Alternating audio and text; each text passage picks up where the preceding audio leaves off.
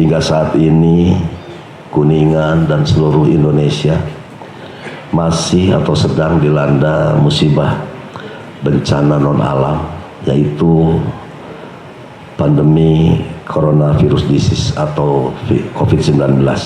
Sesuai dengan instruksi dari Bapak Presiden dengan Kepres 82, di samping kami semua memikirkan menangani penanganan dari sisi medis, juga kami sudah masuk dalam fase penanganan pemulihan Pak, atau recovery khususnya di bidang ekonomi.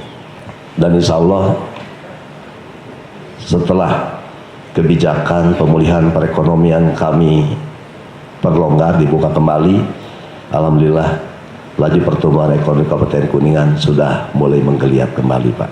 Karena rakyat membutuhkan dukungan pemerintah hadir untuk membantu rakyat, baik dalam bentuk peningkatan kapasitas kesehatan, tambahan klinik, rumah sakit, obat, tenaga medis, dan lain-lain,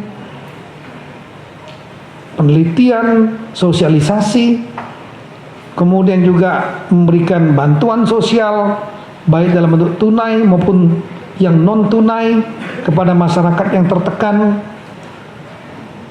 Belum lagi untuk membantu masyarakat yang kesulitan, yang usaha-usaha terutama kecil menengah, ini harus diberikan bantuan, sehingga belanja makin besar, pendapatan kurang. Nah, ini juga berdampak di Indonesia. Pendapatan berkurang dari pajak, non pajak, kemudian belanja harus besar untuk memperkuat sektor kesehatan, menyelamatkan ekonomi, dan juga membantu masyarakat yang secara sosial mereka harus dibantu. Nah, di daerah juga sama. Saya sangat yakin rekan-rekan kepala daerah menghadapi tekanan itu, menghadapi tekanan pendapatan yang berkurang, hotel tutup, restoran tutup, usaha-usaha lain banyak tutup, permintaan barang-barang yang dari produksi daerah itu menjadi berkurang, sehingga masyarakat menjadi kesulitan. Mau dipaksa lagi diminta retribusi, pajak dan lain akan menjerit. Udah pendapatan gak ada, dipaksa lagi retribusi, otomatis pendapatan asli daerah itu pasti akan tertekan. Nah, sumber lain dari daerah adalah transfer pusat, dana perimbangan, baik DAU, dana alokasi umum, DAK, dana alokasi khusus, maupun DBH, dana bagi hasil. Karena pusatnya berkurang pendapatan, maka terjadi rasionalisasi. Rasionalisasi itu kalau dalam keadaan tertekan, itu berarti berkurang. Kementerian lembaga di tingkat pusat juga sebagian besar berkurang. Nah, di daerah transfernya juga, dana perimbangannya menjadi berkurang juga. Oleh karena itulah kemudian saya dengan Menteri Keuangan mengeluarkan surat bersama yang diperkuat oleh Inpres Bapak Presiden untuk daerah segera melakukan switch refocusing anggaran untuk menangani masalah COVID dan dampak sosial dan ekonominya. Di samping itu juga melakukan penyesuaian APBD. Dan ini kita lakukan, sudah sampaikan, dan kita sudah berikan arahan cukup detail, termasuk juga video conference yang melibatkan unsur pemeriksa, BPK, BPKP, LKPP, ketua-ketuanya hadir semua, ketua KP, juga penegak hukum, ketua KPK, kejaksaan, kepolisian, dan lain-lain, untuk memahami persoalan anggaran dihadapi oleh para kepala daerah.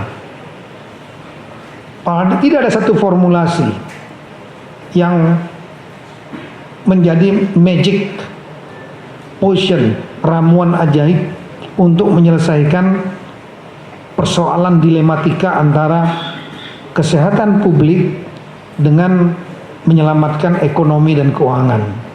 Dua-duanya tidak bisa untuk salah satu dimatikan. Menyelamatkan kesehatan publik semata itu memang menjadi utama, tapi permasalahan ekonomi dan keuangan kalau tertekan betul, ini membuat dua hal. Satu, kemampuan untuk meningkatkan kesehatan itu akan makin menurun, makin menurun, makin menurun. Kenapa? Memperkuat poliklinik, memperkuat rumah sakit, tenaga medis, peralatan, testing, dan lain-lain, semua memerlukan biaya. Loh, kalau seandainya ekonominya makin turun, ya dari mana uangnya? Kemudian yang kedua, ekonomi yang tertekan akan membuat terjadinya gelombang sosial, yaitu PHK, pendapatan rakyat rumah tangga berkurang, lain-lain. Oleh karena itu, sebaliknya kalau hanya menyelamatkan ekonomi keuangan semata tanpa mengindahkan aspek kesehatan, ini akan membuat terjadi korban, dan itu akan mendelegitimasi, akan menurunkan kepercayaan masyarakat kepada pemerintah, baik pusat maupun daerah. Oleh karena itulah pusat semua mengeluarkan jurus dan kemudian membuat strategi dan formula. Kepala desa juga, saya ulangi, kepala daerah juga diminta untuk mampu mengeluarkan segala kemampuan inovasi dan kreativitasnya, bisa menyelamatkan dua-duanya. Dalam bahasa Bapak Presiden Pak Jokowi itu istilahnya dengan gas dan rem. Gas itu maksudnya lah nekan ekonomi, tapi sebaliknya juga hati-hati dengan rem. Ketika ekonomi dipulihkan, digas, harus tetap pada mengindahkan protokol-protokol untuk pencegahan COVID agar terjadi rem, tingkat kesehatan tidak memburuk. Ini kita melihat bahwa cara masuk penularan dia ini sekali lagi 3: percikan droplet, kedua semburan halus yang namanya aerosol bahasa Inggris, sehingga mereka bisa melalui udara, airborne, ya, lintas udara namanya itu, melalui udara. Dan kemudian yang ketiga adalah melalui objek. Ketika objek ini tadi ada yang positif pegang, kemudian saya pegang hidung saya, ini saya bisa virusnya pindah ke hidung saya. Nah, dengan masker ini tiga-tiga itu terblok. Nah, ini persoalannya sekarang bagaimana kita untuk bisa mensosialisasikan ini. Maka Bapak Presiden mengarahkan betul-betul intensifkan ini, karena ini betul-betul weapon kita. Sambil kita menunggu vaksin, kita doakan vaksinnya sukses, ya, sehingga tahun depan bisa selesai. Kita bisa mengatasi masalah pandemi ini, kembali kepada kehidupan yang lebih kita tidak dibatasi. Tapi sambil menunggu itu kita harus perkuat betul proteksi ini, penggunaan masker. Nah, caranya gimana? Gak gampang, mudah disampaikan, tapi belum tentu mudah untuk mengimplementasikan supaya rakyat semuanya, masyarakat menggunakan ini. Ini menyangkut masalah ilmu sosiologi, yaitu kontrol dan kendali sosial. Kendali sosial tidak bisa dikerjakan sendiri oleh pemerintah, tapi harus didukung oleh semua elemen. Nah, oleh karena itu saya sampaikan itu, pertama masker yang dibagikan, tolong sebaiknya adalah masker kain, supaya bisa dicuci ulang oleh masyarakat dengan sabun. Udah, itu udah cukup membunuh. Dia punya dua biji, kemudian satunya dipakai, satunya dicuci, dijemur sinar matahari, itu insya Allah aman, bisa dipakai. ganti-gantian. Nah, yang kedua, kalau kita melihat di daerah-daerah, saya udah jalan ini provinsi ke-17 yang saya datangin selama hampir 1,5 bulan ini, itu masih banyak masyarakat nggak pakai masker. Kenapa? Ada dua pendapat saya. Yang pertama, karena mereka memang tidak mau pakai masker. Tidak maunya karena mungkin tidak tahu apa gunanya masker itu. Yang kedua, karena memang dia tidak mau merasa terganggu, mengganggu kehidupan dia. Merubah pola ini susah, hidup ini susah. Nah, kemudian ada juga yang tidak mampu. Kemarin saya ke Indramayu, masuk ke kampung nelayan, yaitu berapa penghasilan? Kalau beruntung 50.000 Pak sehari, kalau beruntung. Artinya bisa lebih rendah daripada itu. Artinya untuk makan saja dia sulit, apalagi disuruh untuk nambah beli masker.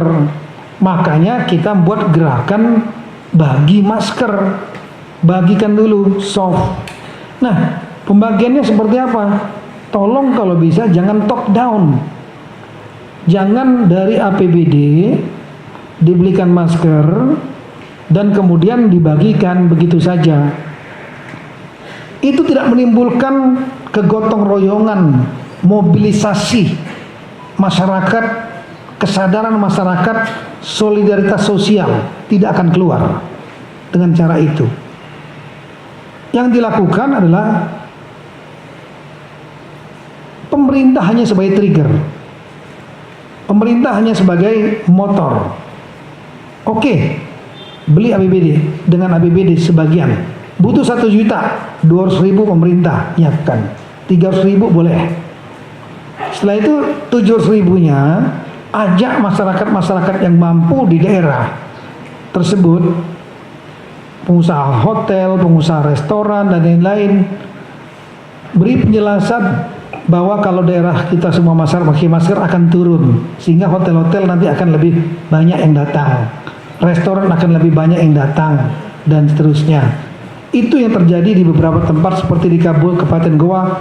Anak muda bupatinya Adnan Limpo, saya cek betul 1,2 juta masker dia bagikan. Betul, ada label dari Hotel Anu, ada label dari PT Anu, pabrik ini, restoran Anu, ini acaranya. Itu saya lihat terjadi kegotong royongan. Nah, setelah itu baru dibagikan dengan menggunakan struktur formal, baik kecamatan, lurahan, sampai ke desa, RT, RW, dibagikan jalur formal. Dan pesan dari Bapak Presiden khusus kepada kita semua yang birokrat, tolong juga sertakan PKK. Karena apakah? PKK ini memiliki jaringan sampai ke RT RW. Babinsa, Babin Kamtimas mungkin hanya sampai tingkat desa. Tapi kalau ibu-ibu PKK itu sampai ke tingkat RT RW. Dan ya, salah satu keunggulan menurut Pak Doni Monardo kemarin, salah satu keunggulan ibu-ibu ini, salah satu budaya kita itu taat kepada ibu-ibu daripada kepada bapaknya. Kalau ibunya yang ngasih pengertian mungkin lebih mau gitu. Nah ini, jadi manfaatkan jalur PKK, tapi tolong ibu-ibu yang PKK yang bagikan juga memakai masker dengan benar. Mulai dengan hitungan mundur. 3, 2, 1. Berikan tepuk tangan yang meriah. Dengan demikian gerakan kita